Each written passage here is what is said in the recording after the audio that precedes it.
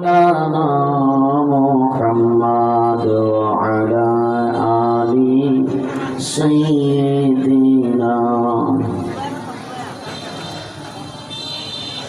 फकरने से मजा तुमको क्या कम आएगा मदद करने को जब तुम नबी मुस्तफा अल्लाहुम्मा सल्ली अला मौलाना मुहम्मद वअला आलि सय्यिदिना मौलाना मुहम्मद अल्लाहुम्मा सल्ली व सल्लिम व बारिक अलैहि। সম্মানিত হাজিরিন, সম্মানিত সুধী, আজকে আহলে সুন্নাত ওয়াল জামাত নীলফামারী উপজেলা শাখার উদ্যোগে সুন্নি কনফারেন্সে এই আয়োজিত মুবারক অনুষ্ঠানে আমন্ত্রিত উলামায়ে কেরামের প্রতি আমার শ্রদ্ধা, ভালোবাসা, মোবারকময় শ্রদ্ধাঞ্জলি এবং আন্তরিক শুভেচ্ছা জানিয়ে এবং যারা এই সুন্নি কনফারেন্সে এই সাংগঠনিক কনফারেন্সে যারা উপস্থিত হয়েছেন ইতিমধ্যে সকলকে আবার আন্তরিক মোবারক জানিয়ে আমরা সর্বাত্রি আল্লাহ রাব্বুল আলামিনের শাহী দরবারে মোবারকময় দরবারে আমরা তারই প্রশংসা শুকরানা আদায় করি যে আল্লাহ পাকের খাস দয়া আমরা এই সুন্নি কনফারেন্সে আসতে পেরেছি। তাই শুকরানা হিসাবে আল্লাহ পাককে খুশি করার জন্য সকলে মহব্বতের সাথে উচ্চকণ্ঠে বলি আলহামদুলিল্লাহ। এবং তার পাশাপাশি নবী দু জাহান বাদশাহ নবী, নূর নবী, জিন্দা নবী, হায়াতুন নবী, মায়ার নবী, রহমতের নবী, ইহকালের বাতি দুকালের বাতি নবী মুহাম্মদুর রাসূলুল্লাহ সাল্লাল্লাহু আলাইহি ওয়াসাল্লামের নূরানি কদম মুবারকে রোজা ধারে সবুজ গম্বুজের নিচে শহীদ আছেন আমাদের জিন্দা নবী, অক্ষত নবী, মায়ার নবী, শাফায়াতের মালিক নবী, হায়াতুন নবী, সেই দু জাহান বাদশাহ নবীজি নূরানি কদম মুবারকে আমরা আজকে সুন্নি কনফারেন্সের পক্ষ থেকে লাখ কোটি এবং তার চেয়েও অনেক অনেক বেশি দুরূদ এবং সালাম পেশ করি। আল্লাহ পাক যেন কবুল করেন, বলুন আমিন। সম্মানিত সুধী, আমি আপনাদের সম্মুখে বেশি সময় নিব না, যেহেতু আজকে এই কনফারেন্সে আমাকে সুযোগ দেওয়া হলো উদ্বোধনী ভাষণ দেওয়ার জন্য। আল্লাহ পাকের দরবারের শাহী কোটি কোটি কোটি শুকরিয়া আদায় করি। একটা সুন্নি কনফারেন্সে আমরা সকলে আসতে পেরেছি, এই জন্য আমরা সকলেই একেবারে মন থেকে খুশি। ঠিক কিনা বলেন? খুশি কিনা বলুন? খুশি কিনা বলুন?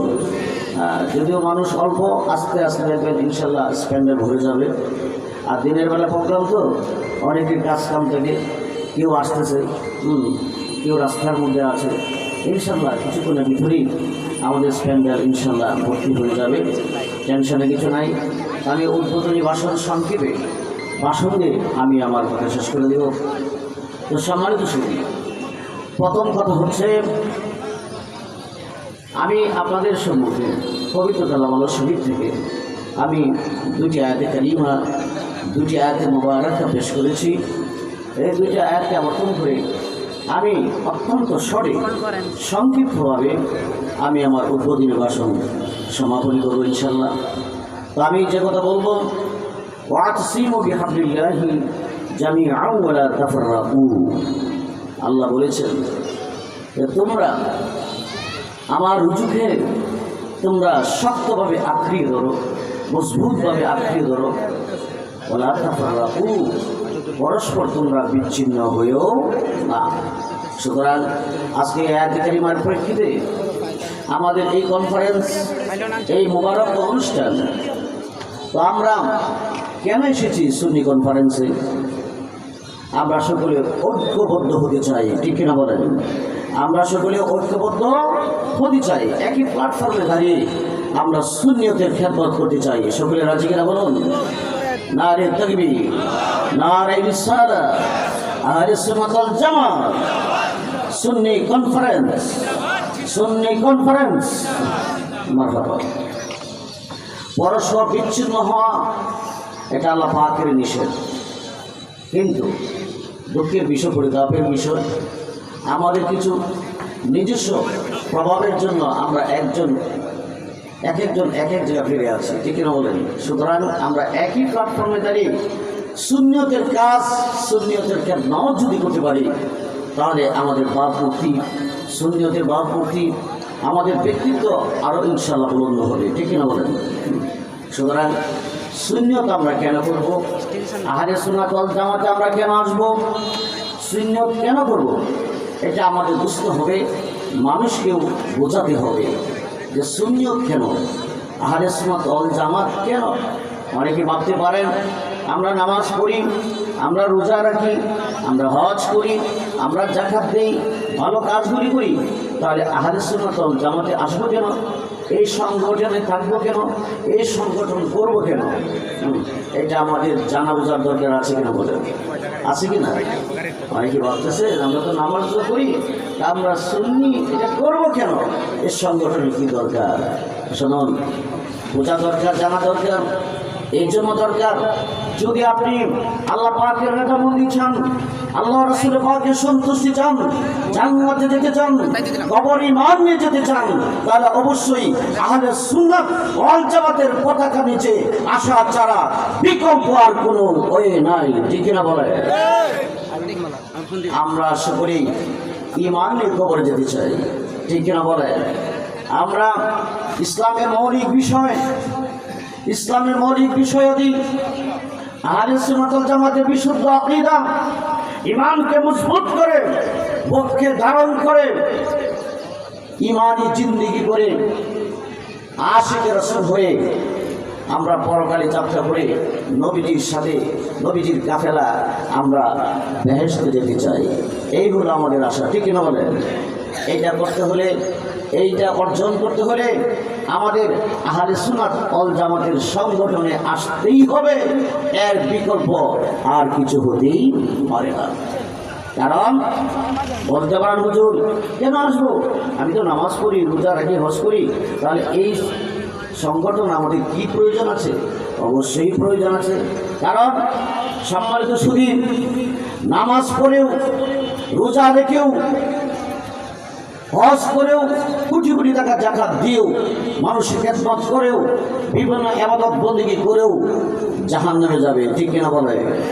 কারণ পবিত্র কোরআনুল কারীমে 30 পারা এই আয়াতে মুবারকের দিকে নজর করলেই আমরা বুঝতে পারবো, আমি আমার পবিত্র আয়াতে কারীমা ফাওয়াইলুল লিল মুসাল্লিন আল্লাযীনা হুম আন সালাতিহিম সাহুন, সুবহানাল্লাহ।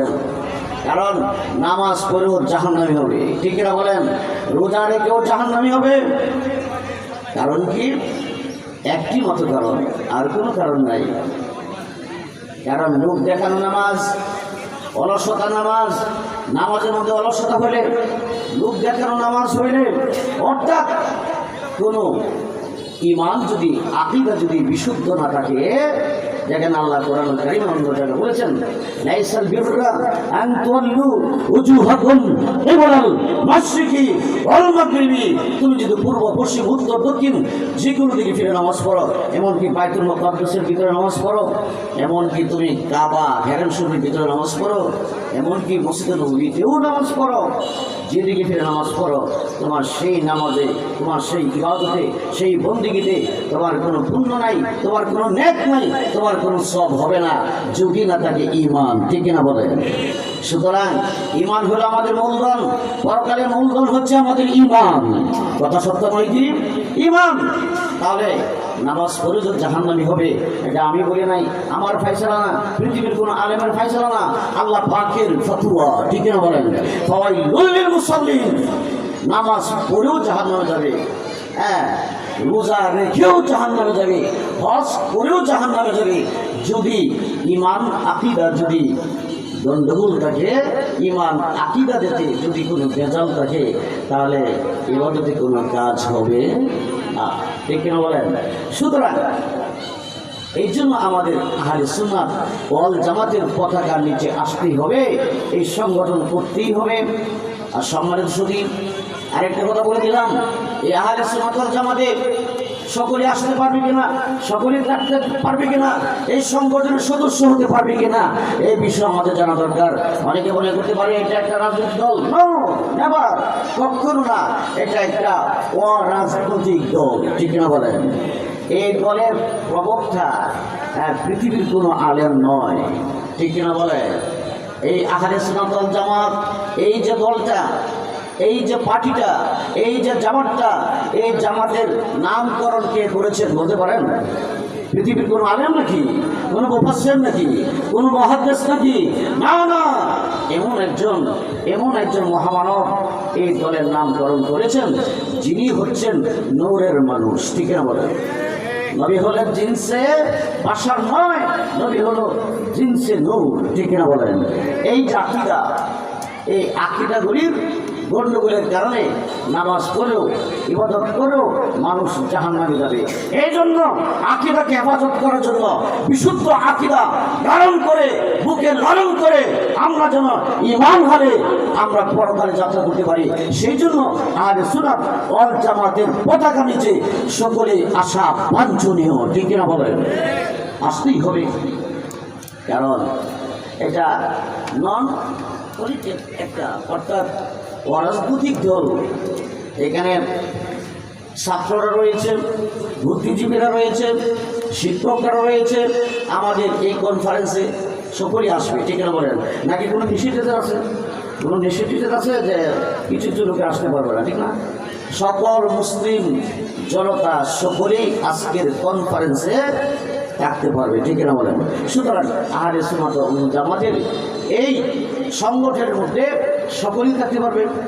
শিল্পপতি, অধিপতি, পুঁজিপতি, কৃষক, জনতা, গরিব, দুঃখী, শিক্ষিত, অশিক্ষিত, আলেম, মুফাসসির, সকল মানুষই আহলে সুন্নাত ওয়াল জামাতের পতাকা এই সংগঠনে আবদ্ধ হইতে পারবে, হওয়ার দরকার, প্রয়োজন আমি মনে করি। কারণ এই আহলে সুন্নাত ওয়াল জামাতের নামকরণ করেছেন রাহমাতুল লিল আলামিন, ঠিক না বলে? ১,৫০০ বছর আগে নবীজি বলে গিয়েছেন যে আমার উম্মতের মাঝে 73 পার্টি, অর্থাৎ 73টা পার্টি হবে, 73টা দল হবে, 73টা জামাত হবে।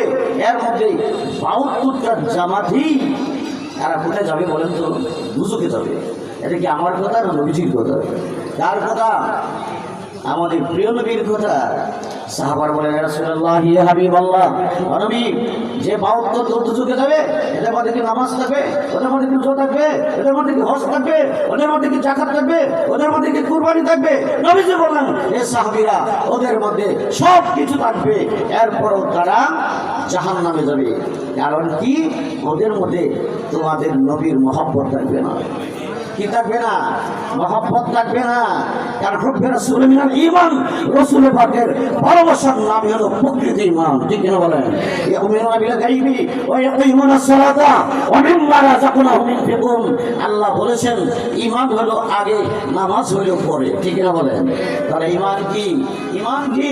ঈমানের সংজ্ঞা আল্লাহ বলেছেন, সাহাবীরা রে, ও আমার বন্ধুর সাহাবীরা, তোমরা ঈমানের সংজ্ঞা আমার হাবিবের কাছ থেকে তোমরা জেনে নাও। ইয়া রাসূলুল্লাহ, ইয়া হাবিবাল্লাহ, ঈমানটা কি? মা বলে ঈমান, ঈমান কে চিজ? নারায়ে তাকবীর, আল্লাহু আকবার, নারায়ে রিসালাত, ইয়া রাসূলুল্লাহ, আহলে সুন্নাত ওয়াল জামাত জিন্দাবাদ, জিন্দাবাদ। আল্লামা মুফতি উসমান গনি সাদি হুজুর সাহেবের আগমন, শুভেচ্ছার স্বাগতম। আল্লামা মুফতি উসমান গনি সাদি হুজুর সাহেবের আগমন, শুভেচ্ছার স্বাগতম। মাহফিল কমিটির পক্ষ থেকে লাল গোলাপ শুভেচ্ছা, নিকলিবাসীর পক্ষ থেকে লাল গোলাপ শুভেচ্ছা। নারায়ে তাকবীর, আল্লাহু আকবার, নারায়ে রিসালাত, ইয়া রাসূলুল্লাহ, আহলে সুন্নাত ওয়াল জামাত জিন্দাবাদ, জিন্দাবাদ। আল্লামা মুফতি উসমান গনি সাদি সাহেবের আগমন, শুভেচ্ছার স্বাগতম। উসমান গনি সাদি হুজুর সাহেবের আগমন, শুভেচ্ছার স্বাগতম। মাহফিল কমিটির পক্ষ থেকে লাল গোলাপ শুভেচ্ছা, নিকলিবাসীর পক্ষ থেকে লাল গোলাপ শুভেচ্ছা, লাল গোলাপ শুভেচ্ছা।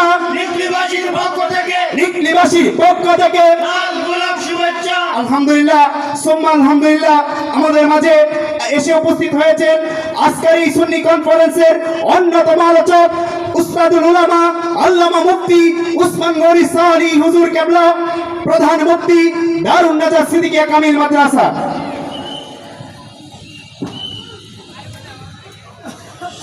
সম্মানিত হাজিরিন, সম্মানিত সুদীপ, আমাদের কোনো টেনশন নাই।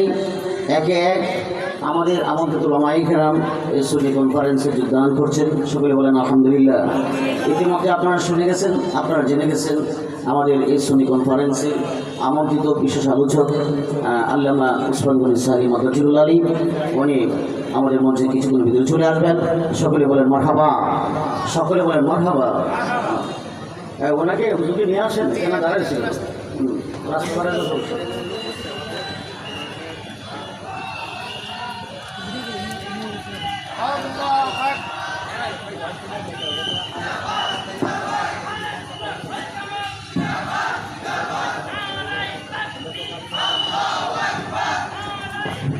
নারায়ে তাকবীর, আল্লাহু আকবার, নারায়ে রিসালাত, ইয়া রাসূলুল্লাহ, আহলে সুন্নাত ওয়াল জামাত, জিন্দাবাদ জিন্দাবাদ, আহলে সুন্নাত ওয়াল জামাত, জিন্দাবাদ জিন্দাবাদ, সানি হুজুর সাহেবের আগমন, শুভেচ্ছা স্বাগত, নিকলিবাসীর পক্ষ থেকে লাল গোলাপ শুভেচ্ছা, লাল গোলাপ শুভেচ্ছা, নিকলিবাসীর পক্ষ থেকে নারায়ে তাকবীর, আল্লাহু আকবার, নারায়ে রিসালাত, ইয়া রাসূলুল্লাহ, উসমান গনি সানি হুজুর সাহেবের আগমন, শুভেচ্ছা স্বাগত,